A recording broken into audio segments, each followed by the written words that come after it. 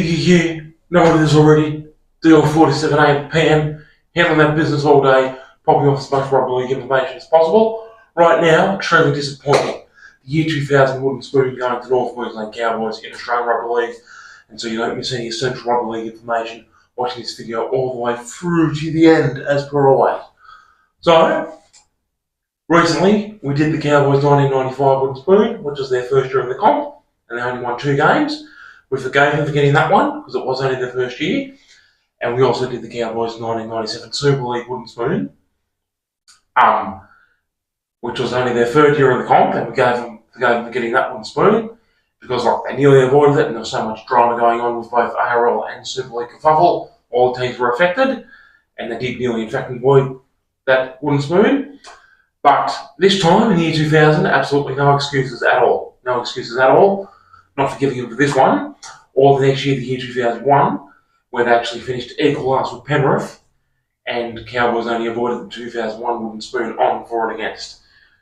So, with the fact that they'd been around long enough to be playing better, and with the quality of players at their disposal, they should have been going much better than the wooden spoon. They should have at least been making the top 8. They shouldn't have even been missing the finals, let alone getting the wooden spoon in the year 2000 and 2001. So why? So what about the players? What about the players Cowboys had at their disposal in the year 2000? At fullback, they had the choice of either Julian O'Neill or Tim Brasher. Tim Brasher was my all-time favourites. So they had 2 outstanding fullbacks who could both also play anywhere in the backs as a utility. They had legendary centre pairing in Paul Bowman and Josh Hannay in the centres. Everyone knows about those two. Had Graham Appo, another outside back, fullback, winger or centre who could chime in and get lots of tries and goals when needed. In the halves, they had Scott Prince and Paul Green, 2 legendary figures in rugby league. Scott Prince and Paul Green in the halves. Those 2 players by themselves should have been enough to avoid the wooden spoon and maybe making the finals. They also had Noel Goldthorpe, an outstanding halfback, as the backup halfback. Goldthorpe playing for many teams throughout the 1990s and then up with the Cowboys in the year 2000, doing well for lots of different teams. Played for St George, the Adelaide Rams, the Hunter Mariners, and then Cowboys. At hooker, they had Nathan Feeney, another of my all-time favourite players, with his insatiable appetite for hard work in both attack and defence, and he could also fill in the halves or play a utility role off the bench. In the forwards, they had Glenn Morrison, they had John Buttigieg, Robert Ralph, Peter Jones, they had Kyle Warren as well at lock.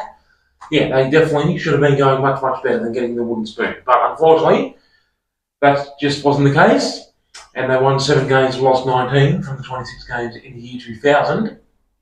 And when they won those 7 games, they actually showed what they were capable of. They actually did have 7 excellent wins. Yeah, so they were capable of putting their best foot forward. They just didn't very often, unfortunately. That's how they got the wooden spoon. So, then we get into the stats, like I said. 26 games, 7 wins and 19 losses, scoring 436 points in attack, conceding 612 in defence. So the for and against minus 176, scoring 436 points. Well, that's a lot more. Yeah, if you've been watching these wooden spoon videos, you know that that's a lot more than a lot of the other wooden spoon teams scored in their wooden spoon seasons. The leading point scorers, Julian O'Neill with 3 tries, 66 goals, 144 points altogether. And in second place, Scott Prince, who got 6 tries and 13 goals, and that was 50 points. The leading try scorer, Paul Bowman, with 8 tries, and the equal second leading try scorers, Scott Prince and Kyle Warren, both getting 6 tries for Cowboys in the year 2000.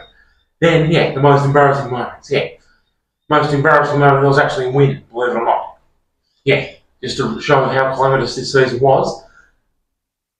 In my opinion, I've got to have some candidates, but in my opinion, the Cowboys' most embarrassing moment in the year 2000, the round 4 game where they actually beat Parramatta 26-18 at the old Parramatta Stadium. Parramatta, one of the heavyweights at that point in time. And despite the win, Cowboys didn't receive the 2 competition points because they fielded 14 players. They used 1 player too many, and at one point had 14 players on the field, and they'll strip those 2 points. Wow. And then other embarrassing moments where they lost the games. In round 6, 50 points to 8, shellacking by Brisbane Broncos. Embarrassing because that was their older brother, and everyone knows about the Cowboys-Broncos arch rivalry. Then in round 18, they were thumped by Cronulla 42 points to 6 at Shark Park.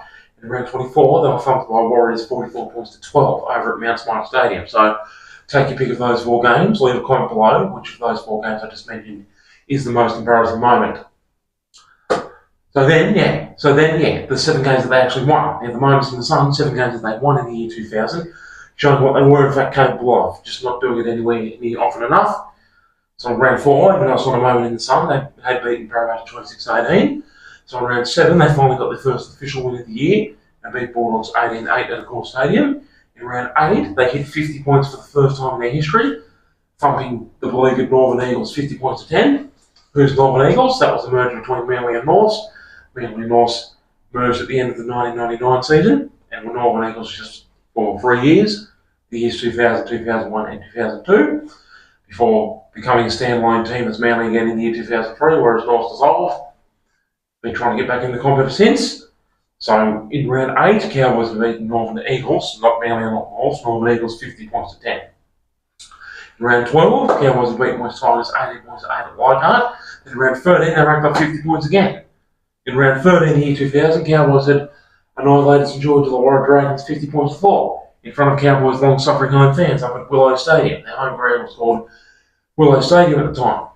So after those 2 games against Northern Eagles and against St George Illawarra, where Cowboys had reached 50 points in front of their home fans, maybe the home fans are thinking, oh, finally, this team's going to wake up and start giving us the results that we've been longing for. Well, that just didn't eventuate. After winning 5 of the first 13 games at the halfway point of the season, Cowboys then fell in a heap and won only 2 of the last 13 games to end up with the wooden spoon. The other 2 games they won, in round 20, they'd beaten Penrith 28-12 at Willows Stadium, and in round 23, they'd beaten West Tigers 38 points to 26, also at Willow Stadium. So at least they could say that they beat West Tigers twice in the season. That was one team that did have the wood over in the year 2000. So there you go, yeah. So all the potential on paper, all the quality players, were just minimal results by the Cowboys in the year 2000. Absolutely unacceptable because they'd been around long enough and they had the ilk, had the cattle to be going much, much better. But unfortunately, that just wasn't happening. Next video is Penrith 2001 wooden spoon, where Cowboys are going to get mentioned again because they both actually finished. They finished an equal last. It was only 4 against that separated them and gave Penrith the wooden spoon in the year 2001. So there you go, your boy DL47 all day for a LAMP pop-off. Thank you so much for watching all the way through to the end so you didn't miss any crucial rugby league information. And thank you so much for ongoing, pulverising, brutal, malevolent, sick, twisted, evil support. Your boy all day, DL47, toodaloo.